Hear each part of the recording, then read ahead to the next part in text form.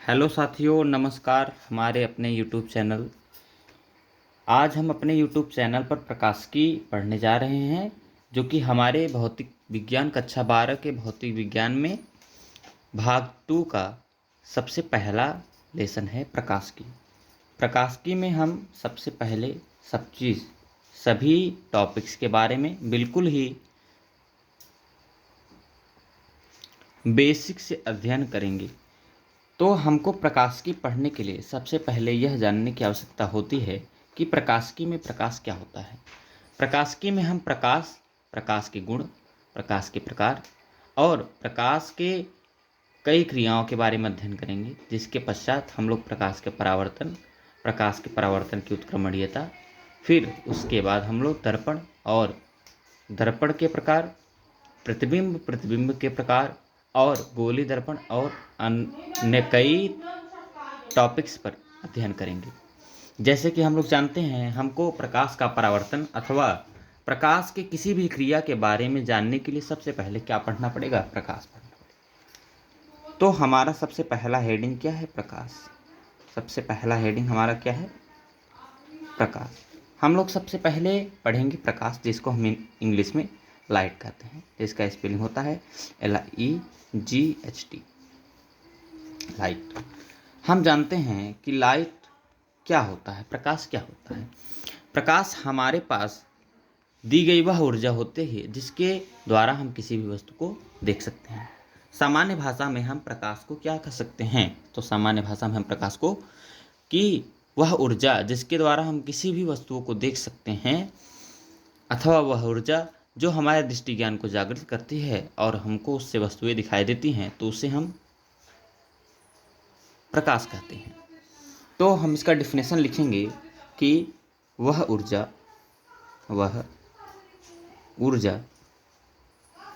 जो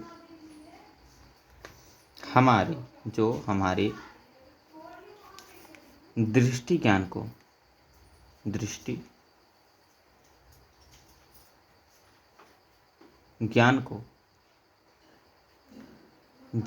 करती है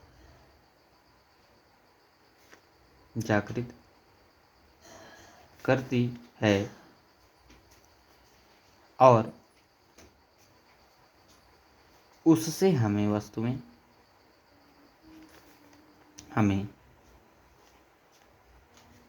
वस्तुएं दिखाई देती हैं।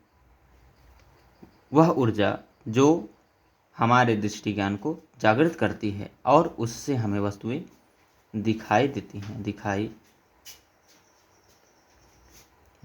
हैं, तो उसे प्रकाश कहते हैं। यह हमारे लिए प्रकाश का डिफिनेशन हुआ। तो साथियों, हमने अभी पढ़ा क्या? प्रकाश और प्रकाश के डिफिनेशन के बारे में हमने जाना प्रकाश क्या होता है। अब हमको क्या जानने की आवश्यकता है कि हमने जान लिया यह प्रकाश क्या होता है, तो उसके बाद जैसे कि हम किसी भी वस्तु के बारे में जानते हैं कि वह वस्तु क्या है, तो हम उस वस्तु के बारे में अभी जानने की बारे में सोचते हैं कि वह वस्तु हमको किन किन वस्तुओं से मिल सकती है, अथवा वह ऊर्जा हमको किन किन वस्तुओं से मिल सकती है। जैसे कि चुंबकीय ऊर्जा हमें उन वस्तुओं से मिलती है जिनमें आवेश उपस्थित होते हैं। उसी प्रकार से हमको प्रकाश कहाँ से मिलता है? तो प्रकाश हमको कहाँ से मिलता है? प्रकाश स्रोत से मिलता है। अ सोर्सेज ऑफ लाइट। प्रकाश हमको कहाँ से मिलता है? अ सोर्सेज ऑफ लाइट, प्रकाश के स्रोत से। तो प्रकाश का स्रोत क्या होता है? सबसे पहली बात, प्रकाश स्रोत क्या होता है? स्रोत वह वस्तु होती है जिससे कि हमें किसी भी वस्तु की पूर्ति की जाए, तो वह वस्तु होती है स्रोत। तो उसी प्रकार से हमको हमारे पास प्रकाश की पूर्ति जिस वस्तु से की जाती है उसे हम प्रकाश स्रोत कहते हैं। जैसे कि हमको सूर्य के द्वारा प्रकाश मिलती है, तो हमारे लिए सूर्य क्या हुआ? प्रकाश स्रोत हुआ। जैसे कि हमको विद्युत बल्ब से प्रकाश मिलता है, तो विद्युत बल्ब हमारे लिए क्या हुआ? प्रकाश स्रोत हुआ। तो हम लिख सकते हैं कि वह वस्तु जिससे हमें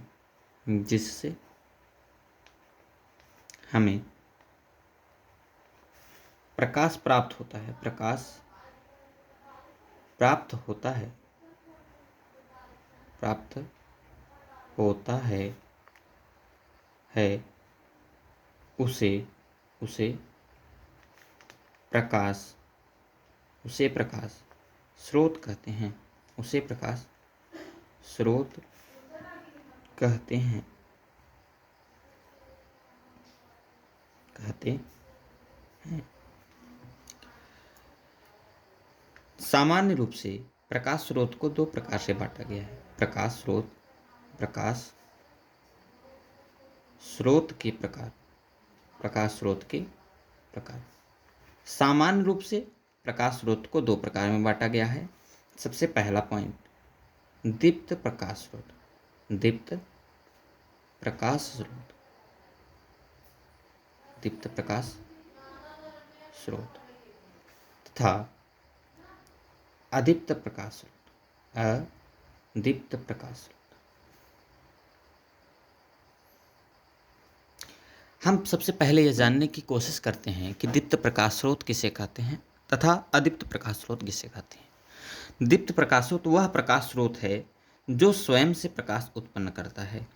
जैसे कि यदि हम उदाहरण के रूप से देखें, उदाहरण के रूप से समझें तो क्या पता चलता है, जैसे कि हमारे पास सूर्य है, तो सूर्य के द्वारा हमको, जैसे कि यह पृथ्वी है और यह सूर्य है, मान लीजिए यह क्या है, यह एक पृथ्वी, यह एक सूर्य है और यह क्या है, पृथ्वी है। हमारे पास हमारे अंतरिक्ष में यह एक सूर्य है और यह एक पृथ्वी है। तो हमारे सूर्य से निकलने वाला प्रकाश हमारे पृथ्वी पर डायरेक्ट आकर हमारे पृथ्वी पर टकराता है। परंतु हमारे पास जो चंद्रमा होता है उसके पास खुद का स्वयं का प्रकाश नहीं होता है। हमारा चंद्रमा क्या करता है, सूर्य के प्रकाश से को एब्जॉर्व करके, सूर्य के प्रकाश को एब्जॉर्व करके हमारे पृथ्वी पर प्रकाश देता है। अर्थात वह वस्तु जिसके पास स्वयं का प्रकाश हो उसे दीप्त प्रकाश स्रोत कहते हैं, और वह वस्तु जिसके पास स्वयं का प्रकाश नहीं होता वह दूसरे वस्तु से प्रकाश लेकर अपने अंदर से प्रकाश उत्पन्न करता है अथवा प्रकाश का परावर्तन करता है अपने सतह पर से, तो उसे हम अदीप्त प्रकाश स्रोत कहते हैं। तो इससे साथ ही आप लोग को क्या समझ में आया कि वह वस्तु जिसमें स्वयं का प्रकाश होता है तो उसे हम दीप्त प्रकाश स्रोत कहते हैं, अथवा वह वस्तु जिसमें स्वयं का प्रकाश नहीं होता उसे हम अदीप्त प्रकाश स्रोत कहते हैं। तो हमने जान लिया कि हमारे पास दीप्त प्रकाश स्रोत क्या होता है और अदीप्त प्रकाश स्रोत क्या होता है। तो अभी हम इसका डिफिनेशन लिखेंगे और इसका डिफिनेशन हम लिखकर उसके बाद आगे की ओर चलेंगे अपने टॉपिक के। तो हमने दीप्त प्रकाश स्रोत के बारे में क्या समझा, हमने समझा कि वह वस्तु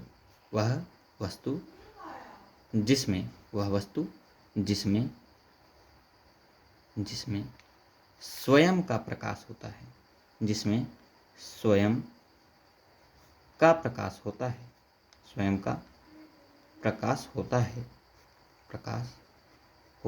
है, उसे दीप्त प्रकाश स्रोत कहते हैं, उसे दीप्त प्रकाश स्रोत कहते हैं।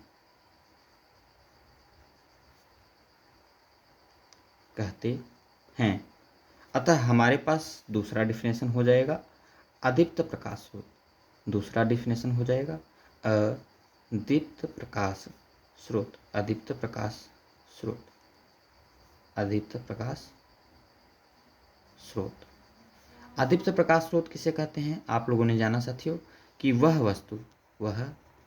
वस्तु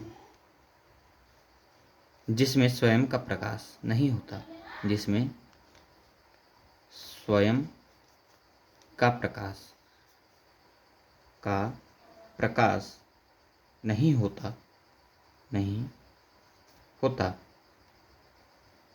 उसे अदीप्त प्रकाश कहते हैं, अदीप्त प्रकाश स्रोत कहते हैं, उसे अदीप्त प्रकाश स्रोत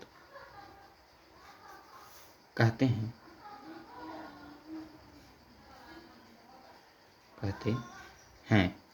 तो आप लोगों ने साथियों समझा कि वह वह वस्तु जिसमें स्वयं का प्रकाश नहीं होता, वह वस्तु जिसमें स्वयं का प्रकाश नहीं होता, जिसमें स्वयं का प्रकाश नहीं होता, वह किसी दूसरे प्रकाश से प्रकाशित होता है, तो उसे हम अदीप्त प्रकाश स्रोत कहते हैं। हेलो दोस्तों, हमने पढ़ा अभी तक हमने पढ़ा कि दीप्त प्रकाश स्रोत क्या होता है और अदीप्त प्रकाश स्रोत क्या होता है। हमने आपसे कहा कि हम दीप्त और अदीप्त के बारे में पढ़ने के बाद प्रकाश के गुण एवं विशेषताओं के बारे में अध्ययन करेंगे, जिसमें हमारे सबसे पहला पॉइंट है कि प्रकाश एक सीधी रेखा में गमन करती है। यदि अगर प्रकाश सीधी रेखा में गमन न करे तो वह किसी भी वस्तु पर पड़ेगी और किसी और दिशा में चली जाएगी और हमारी आँखों तक नहीं आएगी, जिससे वो कोई भी वस्तु हमको दिखाई नहीं देगी। हाँ, जिससे हमको पता चलता है कि प्रकाश एक सीधी रेखा में गमन करता है। अतः हमारे लिए प्रकाश की सबसे पहली और महत्वपूर्ण विशेषता क्या हुई कि प्रकाश एक सरल रेखा में गमन करती है। प्रकाश एक सीधी रेखा में, सीधी एवं सरल रेखा में गमन करती है। सीधी एवं सरल रेखा में गमन करती है।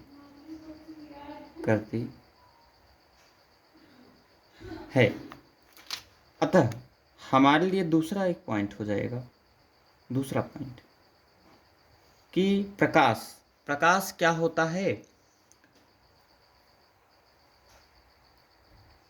और हमारा दूसरा प्रकाश की दूसरी विशेषता क्या होगी कि प्रकाश का चाल निर्वात में। ये आप लोग ध्यान रखिएगा कि प्रकाश का अलग अलग माध्यम में, जैसे कि आप लोग अगर प्रकाश को जल में डाल रहे हैं तो वहाँ पर प्रकाश की अलग चाल होगी। यह आगे आप लोग को आगे के टॉपिक्स में बताए जाएंगे। और प्रकाश का निर्वात में अलग चाल होगा, प्रकाश के हमारे किसी भी वायु में अलग चाल होगी और प्रकाश का हमारे किसी भी जल में अथवा किसी और वस्तु में अलग अलग चाल रहती है ना। परंतु हमारा प्रकाश का निर्वात में,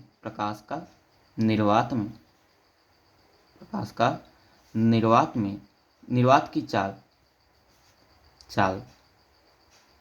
3 गुणे 10⁸ मीटर प्रति सेकंड होती है। मीटर प्रति सेकंड होती है।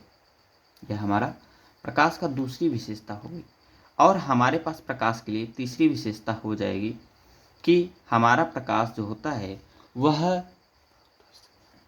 स्वयं तो अदृश्य होता है, परंतु हम उसकी सहायता से वस्तुओं को देख सकते हैं। हाँ, मैंने आपको क्या बताया कि प्रकाश स्वयं तो अदृश्य होता है, परंतु हम उसकी सहायता से किसी भी वस्तु को देख सकते हैं। क्या आप बिना किसी अंधेरे कमरे में बिना प्रकाश के लाए आप किसी भी वस्तु को देख सकते हैं? जी नहीं। लेकिन आप देखते हैं किसको हैं? वस्तु को देखते हैं। क्या आप प्रकाश को देखते हैं? जी नहीं। तो आपको इससे क्या पता चला कि हम किसी भी वस्तु को बिना प्रकाश के नहीं देख सकते, परंतु प्रकाश स्वयं क्या होता है? अदृश्य होता है। तो हमारा दूसरा गुण क्या हुआ कि प्रकाश स्वयं अदृश्य होता है। प्रकाश स्वयं अदृश्य होता है, अदृश्य होता है, परंतु उसकी सहायता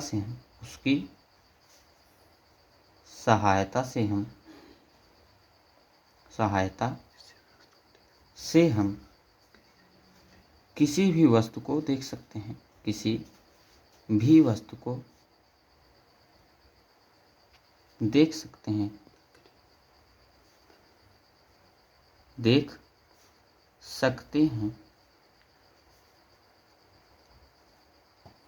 हमने तीसरे तक प्रकाश के चाल के बारे में अध्ययन किया। अब हम लोग चौथे प्रकाश की विशेषता के बारे में अध्ययन करेंगे, जिसमें यह हमको बताया जाता है कि प्रकाश एक पारदर्शी माध्यम में गमन कर सकता है, परंतु प्रकाश अपारदर्शी माध्यम में गमन नहीं कर सकता है। जैसे कि आप लोगों ने एग्जाम्पल के रूप में आप लोग देख सकते हैं कि आपके आसपास कई खिड़कियाँ दरवाजे लगे होंगे जिसमें कांच के खिड़की दरवाजे लगे हुए होते हैं। उसमें जो कांच लगे हुए होते हैं हम पाते हैं कि उसमें से जो प्रकाश होता है वह गुजर सकता है, परंतु हमारे जो लकड़ी के दरवाजे लगे हुए होते हैं उसमें से कभी भी प्रकाश नहीं गुजर सकता है। हमारे पास हमारे चारों तरफ जो दीवार होते हैं उनके आसपास अथवा उसको गुजर कर प्रकाश उस पार से इस पार से उस पार तथा उस पार से इस पार नहीं आ सकता है। अतः इससे हमको क्या पता चलता है कि प्रकाश पारदर्शी माध्यम से गुजर सकता है परंतु अपारदर्शी माध्यम से नहीं गुजर सकता। तो हमारा चौथी प्रकाश की विशेषता क्या हुई कि प्रकाश प्रकाश पारदर्शी माध्यम से गुजर सकता है परंतु अपारदर्शी माध्यम से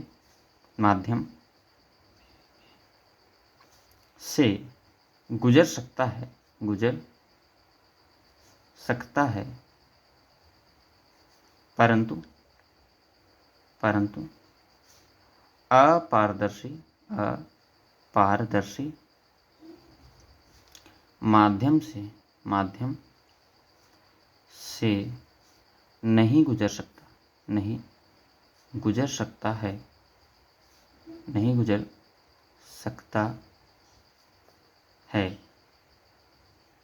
हमने क्या पढ़ा, एक बार से फिर से समझ लीजिए कि प्रकाश पारदर्शी माध्यम से गुजर सकता है परंतु अपारदर्शी माध्यम से नहीं गुजर सकता। उसके लिए आप लोगों ने एग्जाम्पल सुना और समझा कि हमारे चारों तरफ जो भी दीवार होता है उसमें से हमारा प्रकाश इस पार से उस पार नहीं गुजर सकता, परंतु हमारे खिड़कियों में जो भी कांच के खिड़कियाँ लगी होती हैं जिनमें कुछ भी कलई अथवा लेड ऑक्साइड से लेप नहीं किया गया होता है उसमें प्रकाश आसानी से गुजर सकता है, अतः वह एक अपारदर्शी माध्यम होता है। हमारे लिए प्रकाश की पांचवी विशेषता हो जाएगी कि प्रकाश निर्वात में अनंत तक गमन करती है। क्या हुई हमारे लिए पांचवी विशेषता कि प्रकाश निर्वात में अनंत तक गमन करती है। और हमारे लिए छठी विशेषता हो जाएगी कि प्रकाश का तरंग दैर्ध्य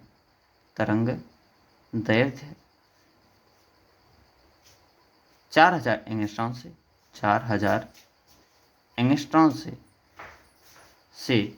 8000 एंगस्ट्रॉन तक होता है। और हमारे लिए प्रकाश की विशेषताओं में सातवीं विशेषता हो जाएगी कि प्रकाश एक विद्युत चुंबकीय तरंगों के रूप में गमन करता है। कि जैसे हमारी विद्युत चुंबकीय तरंगे किसी वस्तु में जाती हैं उसी प्रकार से निर्वात में हमारा प्रकाश विद्युत चुंबकीय तरंगों के रूप में गति करता है। विद्युत चुंबकीय तरंगों के रूप में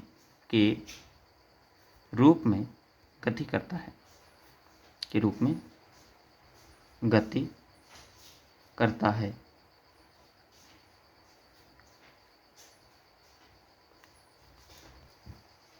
अभी हमने प्रकाश के 7 विशेषताओं के बारे में अध्ययन किया। अब एक बार हम अपनी इन प्रकाश की विशेषताओं को रिवीजन कर लेते हैं जिससे हमको यह और अच्छे से समझ में आ जाए। तो सबसे पहले हमने क्या विशेषता पढ़ी थी कि प्रकाश एक सीधी एवं सरल रेखा में गमन करती है। हमारे पास दूसरी विशेषता है कि प्रकाश की निर्वात में चाल 3 × 10⁸ मीटर प्रति सेकंड होती है।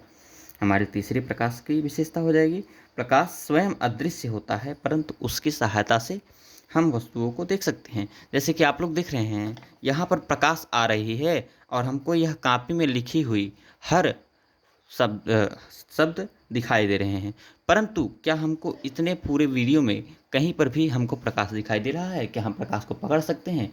जी नहीं, हम प्रकाश को पकड़ नहीं सकते, परंतु हम अपनी प्रकाश की ही सहायता से इन शब्दों को देख पा रहे हैं। और प्रकाश पारदर्शी माध्यम से गुजर सकता है परंतु अपारदर्शी माध्यम से नहीं गुजर सकता। जैसे कि हम कोई कांच ले आएँ और उसमें प्रकाश जलाएं तो उसमें से प्रकाश आसानी से गुजर जाएगा, परंतु हम यह कॉपी पे टॉर्च जलाएं तो प्रकाश इस पार से उस पार नहीं जाएगा, क्योंकि यह कॉपी कैसा माध्यम है? एक अपारदर्शी माध्यम है। और हमारे पास पांचवा, प्रकाश का गुण हो जाएगा कि प्रकाश निर्वात में अनंत तक गमन करती है। मतलब प्रकाश के जाने की अथवा गति करने की कोई भी सीमा नहीं होती है और प्रकाश अनंत तक गमन कर सकता है। हमारे लिए छठवीं प्रकाश की विशेषता हो जाएगी, प्रकाश का तरंगदैर्घ्य 4000 एंगस्ट्रॉम से 8000 एंगस्ट्रॉम होता है। प्रकाश एक विद्युत चुम्बकीय तरंगों के रूप में गति करता है। प्रकाश एक विद्युत चुम्बकीय तरंगों के रूप में गति करता है। अभी हम पढ़ने जा रहे हैं कि प्रकाशिक माध्यम क्या होता है। हमने अभी तक 3 टॉपिक्स पर अध्ययन किया है, प्रकाश, प्रकाश स्रोत के प्रकार और प्रकाश की गुण एवं विशेषताएं। अभी हम चौथे टॉपिक पर पढ़ने जा रहे हैं, प्रकाशिक माध्यम। प्रकाशिक माध्यम क्या होता है? वह वस्तु जिससे प्रकाश गुजरता हो अथवा जिससे प्रकाश गुजर सके ना, अथवा जिससे प्रकाश गुजरता हो, उसे हम प्रकाशिक माध्यम कहते हैं। हम सामान्य भाषा में हम कह सकते हैं कि प्रकाश जिस पथ से अथवा जिस रास्ते से गुजर सकता हो उसे प्रकाशिक माध्यम कहा जाता है। अतः हम इसका डेफिनेशन क्या लिख सकते हैं कि प्रकाश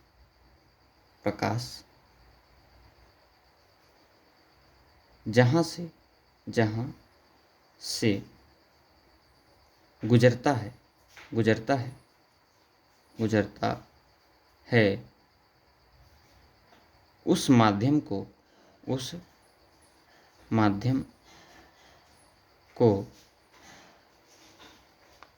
प्रकाशिक माध्यम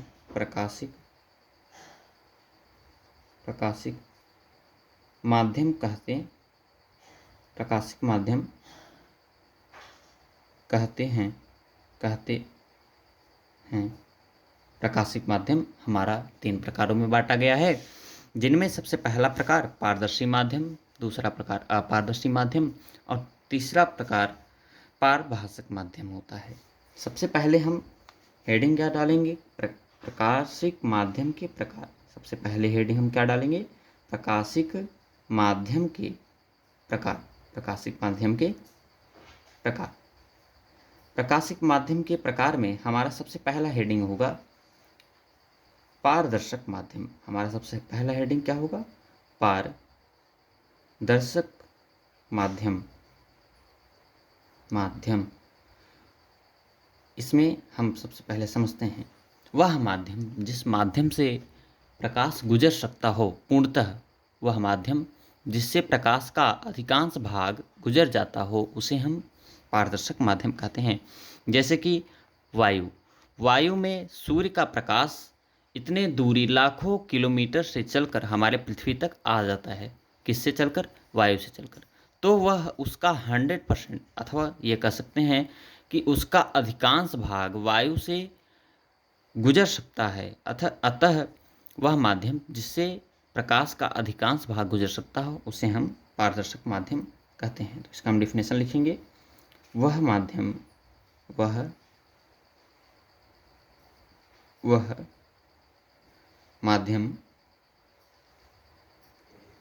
जिससे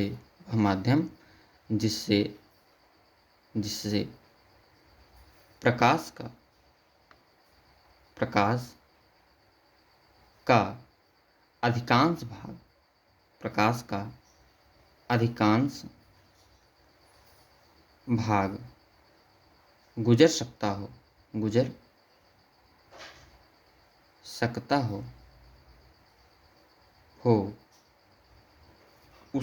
भाग गुजर सकता हो उसे पारदर्शक माध्यम कहते हैं। उसे पारदर्शक माध्यम कहते हैं।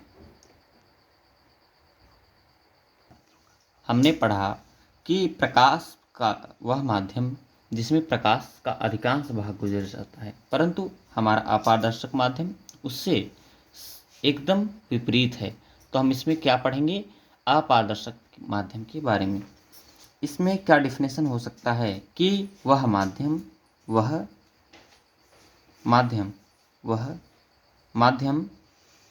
जिसमें प्रकाश का कोई भी भाग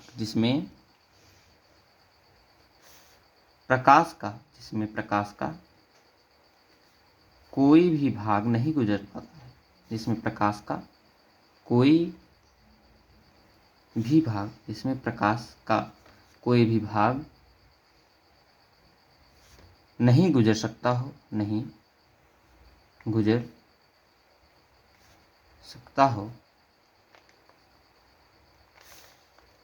उसे उसे अपारदर्शक माध्यम, उसे अपारदर्शक माध्यम माध्यम कहते हैं। एक बार हम लोग फिर से समझेंगे। वह माध्यम जिसमें प्रकाश का कोई भी भाग नहीं गुजर सकता हो, उसे अपारदर्शक माध्यम कहते हैं। जैसे कि हम देखते हैं कि जब हम किसी भी दीवार पर प्रकाश जलाते हैं तो प्रकाश वह इस पार से उस पार नहीं जाती है। अथवा और कोई अगर हम एग्जाम्पल देखने की कोशिश करें तो आप कोई भी ऐसी वस्तु ले लीजिए जो ठोस वस्तु हो, तो उसमें प्रकाश आर पार नहीं होती है। प्रकाश शुद्ध जल में पूर्णतः अधिकांश उस भाग प्रकाश का गुजर सकता है। शुद्ध वायु में प्रकाश का अधिकांश भाग गुजर सकता है। तो हमने यह पढ़ा पारदर्शक माध्यम क्या होता है, अपारदर्शक माध्यम क्या होता है। अब हम अपनी अगली हेडिंग पढ़ेंगे पारभाषक माध्यम। हमने पढ़ा कि इस पारदर्शक माध्यम में प्रकाश का संपूर्ण भाग गुजर जाता है, और हमने पढ़ा अपारदर्शक माध्यम में प्रकाश का कोई भी भाग नहीं गुजरता। परंतु अपारदर्शक माध्यम का क्या डिफिनेशन होता है? वह माध्यम जिसमें प्रकाश का अल्पतम भाग, मतलब कि बहुत ही कम भाग, जैसे कि आप गंदा जल ले सकते हैं। एग्जाम्पल के लिए आप लोग अपने घर पर प्रयोग भी कर सकते हैं कि आप एक गंदा जल एक बाल्टी में अथवा किसी बर्तन में ले लीजिए, अथवा किसी भी आयतन वाले वस्तु में ले लीजिए, और उस वस्तु में जल डालिए और उस वस्तु को घोल लीजिए गंदे वस्तु डालकर, मतलब कि आप धूल मिट्टी कुछ भी उसमें डालकर उसको घोल गंदा बना लीजिए, और उसमें आप प्रकाश डालिए, तो आपको प्राप्त होगा कि प्रकाश हमारे निचले तल तक नहीं जा रहा है। और आप एक शुद्ध जल ले लीजिए, किसी भी बाल्टी में ले लीजिए, किसी भी बर्तन में ले लीजिए, तो आप क्या प्राप्त करेंगे कि हमारा जो प्रकाश है वह उस वस्तु के नीचे के तल तक जा रहा है। तो हम पारभाषक माध्यम के लिए क्या डिफिनेशन लिख सकते हैं?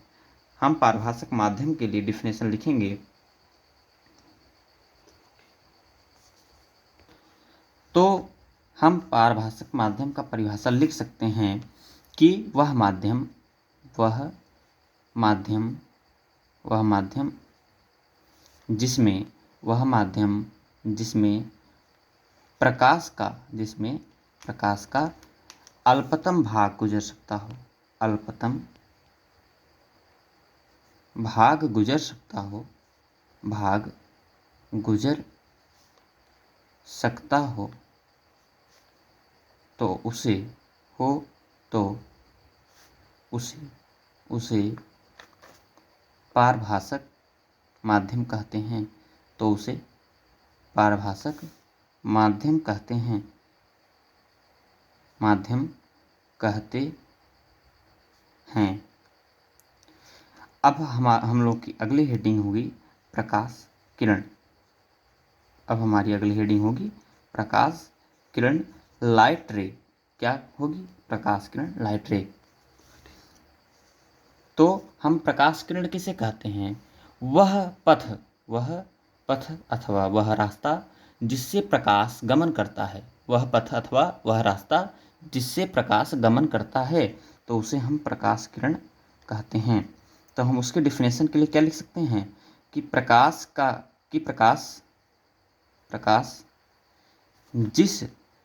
जिस पथ अथवा रास्ते से जिस पथ अथवा रास्ते से गमन करता है, जिस पथ अथवा रास्ते से गमन करता है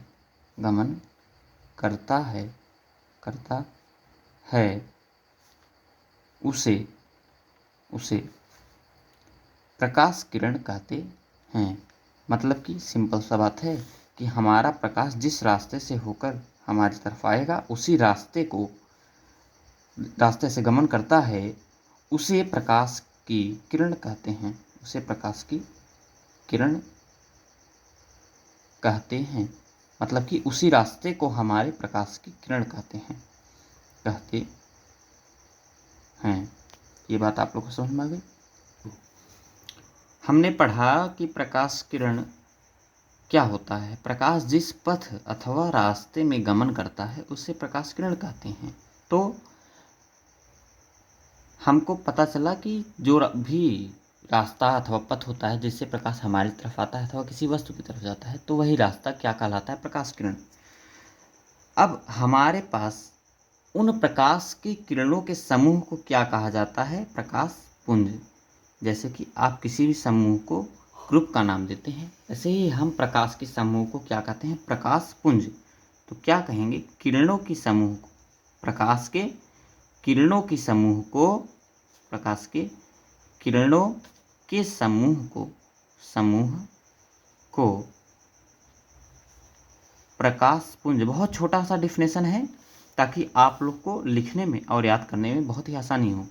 यह सभी आप लोग सोच रहे होंगे कि यह हमारे आउट ऑफ सिलेबस है, परंतु यह ऐसे डिफिनेशंस हैं जो कि आप लोग 12 में चले जाते हैं, फिर भी कई लोगों को नहीं आते रहते। यह समझ लीजिए सामान्य रूप से हमारे प्रकाशिकी के लिए प्रकाश के परिचय है। तो यह बहुत छोटा छोटा डिफिनेशन है ताकि आप लोग को याद करने में आसानी रहे। प्रकाश के समूह को प्रकाश की किरणों के समूह को प्रकाश पुंज कहते हैं। प्रकाश पुंज कहते हैं। अब हमारे पास प्रकाश पुंज कुल 3 प्रकार के होते हैं। पहला अभिसारी प्रकाश पुंज, दूसरा अभिसारी प्रकाश पुंज और तीसरा समांतर प्रकाश पुंज। तो हम सबसे पहले क्या पढ़ेंगे? अभिसारी प्रकाश पुंज। सबसे पहले क्या पढ़ेंगे? अभिसारी प्रकाश पुंज। तो सबसे पहले हम आप लोग को समझाना चाहेंगे, अभिसारी प्रकाश पुंज के लिए चित्र बनाकर आप लोग को समझाना चाहेंगे। अभिसारी प्रकाश पुंज उसे कहते हैं कि जब कई प्रकाश की किरणें, देखिए हम पुंज के बारे में पढ़ रहे हैं, पुंज के प्रकार के बारे में पढ़ रहे हैं, तो उसमें एक ही किरण नहीं होंगी, उसमें किरणों का समूह होगा। क्योंकि हमने प्रकाश पुंज के बारे में क्या पढ़ा कि किरणों के समूह को प्रकाश पुंज कहते हैं। तो यहाँ पर एक नहीं कई किरणें रहेंगी। तो यहाँ पर क्या हो जाएगा कि जब कई प्रकाश की किरणें किसी एक ही बिंदु की तरफ आती हुई प्रतीत होती हैं। फिर से समझिए, यहाँ पर देखिए कई प्रकाश की किरणें एक से ज़्यादा हैं, तो एक से ज़्यादा को हम मैथमेटिक्स में अथवा संस्कृत को छोड़कर एक से ज़्यादा, संस्कृत में भी 2 से ज़्यादा को बहुवचन में लेते हैं। तो यहाँ पर एक से ज़्यादा है तो हम इसको बहुवचन में लेंगे। तो यहाँ पर एक से ज़्यादा मतलब कई प्रकाश की किरणें, जब कई प्रकाश की किरणें किसी एक ही बिंदु की तरफ आती हुई प्रतीत हों तो उसे हम अभिसारी प्रकाश पुंज कहते हैं। आप यहाँ पर यह भी कह सकते हैं कि जब कई प्रकाश की किरणें एक ही बिंदु पर आ रही हों अथवा आती हुई प्रतीत हो रही हों तो उसे हम अभिसारी प्रकाश पुंज कहते हैं। तो अभी हम इसका डिफिनेशन लिखेंगे। जब कई प्रकाश की किरणें, कई प्रकाश की किरणें, जब कई प्रकाश की किरणें एक ही बिंदु पर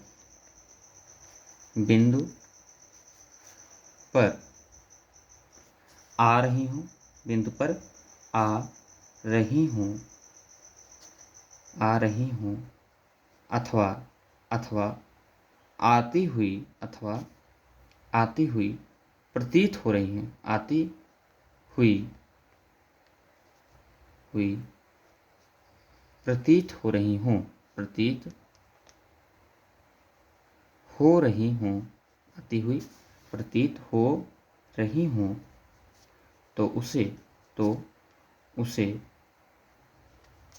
उसे अभिसारी प्रकाश पुंज कहते हैं। तो उसे अभिसारी प्रकाश पुंज कहते हैं। अभिसारी प्रकाश पुंज कहते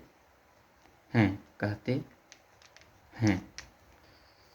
जैसा कि हमने अभिसारी पुंज के बारे में पढ़ा कि जब कई प्रकाश की किरणें एक ही बिंदु पर आती हुई प्रतीत हो रही हों तो उसे अभिसारी प्रकाशपुंज कहते हैं। परंतु अपसारी प्रकाशपुंज उसके विपरीत होता है। अपसारी प्रकाशपुंज उसके विपरीत होता है कि जब कई प्रकाश की किरणें एक ही बिंदु पर आती हुई, एक ही बिंदु से जाती हुई प्रतीत हों। जब कई प्रकाश की किरणें एक ही बिंदु से जाती हुई प्रतीत हों अथवा जा रही हों तो उसे हम अपसारी प्रकाशपुंज कहते हैं। तो अब हम इसका डेफिनेशन लिखेंगे कि जब कई प्रकाश की किरणें जब कई प्रकाश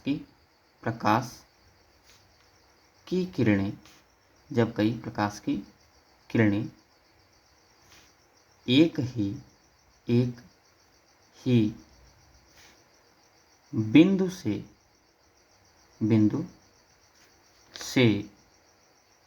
जा रही हों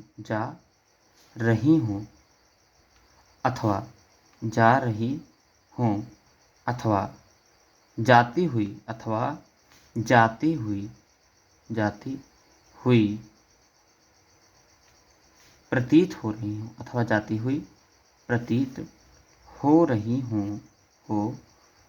हों तो उसे अपसारी प्रकाशपुंज कहते हैं। अपसारी प्रकाशपुंज कहते हैं। तो इससे आपको क्या समझ में आया कि अभिसारी प्रकाशपुंज किसे कहते हैं? जिसमें कई प्रकाश की किरणें एक ही बिंदु पर आ रही हों अथवा आती हुई प्रतीत हो रही हों तो उसे अभिसारी प्रकाशपुंज कहते हैं। और जिसमें कई प्रकाश की किरणें एक ही बिंदु से जा रही हों अथवा जाती हुई प्रतीत हो रही हों तो उसे अपसारी प्रकाशपुंज कहते हैं। अब हम अपने प्रकाशपुंज के अंतिम प्रकार के बारे में अध्ययन करने जा रहे हैं, जिसमें यह बताया जाता है कि जब कई प्रकाश की किरणें एक दूसरे के समांतर, आप लोग देख रहे होंगे कि सभी किरणें एक दूसरे की तरफ टकरा नहीं रही अथवा एक दूसरे को छू नहीं रही हैं। तो जब कई प्रकाश की किरणें एक दूसरे के समांतर एक ही दिशा में अनंत तक जाती हों अथवा जाती हुई प्रतीत होती हों, मतलब कि जब जैसे आप लोग देखे होंगे 4 व्हीलर में 2 आगे की तरफ लाइट लगे रहते हैं और वह एक दूसरे के समांतर रहते हैं, और हम जानते हैं प्रकाश अनंत तक गमन करता है तो वह एक दूसरे के समांतर रहते हैं और एक ही दिशा में जाते रहते हैं। वह हेडलाइट जो आगे लगे हुए होते हैं एक ही दिशा में जाते हैं, एक दूसरे के समांतर सभी किरणें जाती हैं और वह अनंत तक जाती हैं। तो इससे हमें क्या पता चला, जब कई प्रकाश की किरणें एक दूसरे के समांतर एक ही दिशा में जा रही हो तो उसे हम समांतर प्रकाशपुंज कहेंगे। तो इसका डिफिनेशन हम लोग क्या लिखेंगे, जब कई प्रकाश की किरणें एक दूसरे के समांतर एक ही दिशा में जा रही हूँ। जब कई प्रकाश की किरणें एक दूसरे के समांतर एक ही दिशा में जा रही हों अथवा जाती हुई प्रतीत हो रही हों अथवा जाती हुई प्रतीत हो रही हों तो उसे समांतर प्रकाशपुंज कहते हैं। तो उसे समांतर प्रकाशपुंज कहते हैं।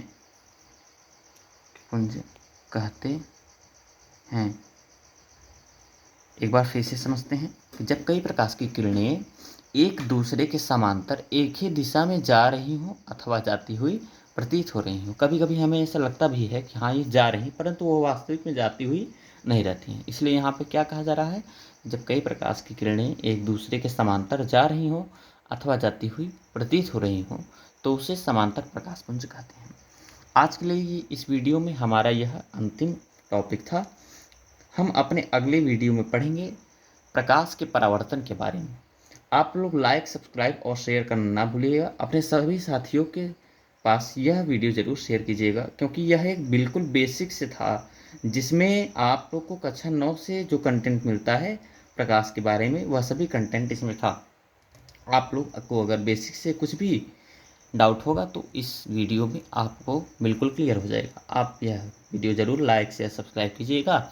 और कोई भी डाउट हो अथवा आप किसी भी कंटेंट की अथवा आप किसी भी टॉपिक की वीडियो चाहते हो तो आप हमारे कमेंट बॉक्स में ज़रूर टाइप करके लिखें कि आपको किस टॉपिक पर कोई भी डाउट है, और उस टॉपिक का नाम और उस लेसन का नाम आप ज़रूर टाइप करके भेजिएगा। और लाइक, शेयर, सब्सक्राइब ज़रूर कीजिएगा। धन्यवाद।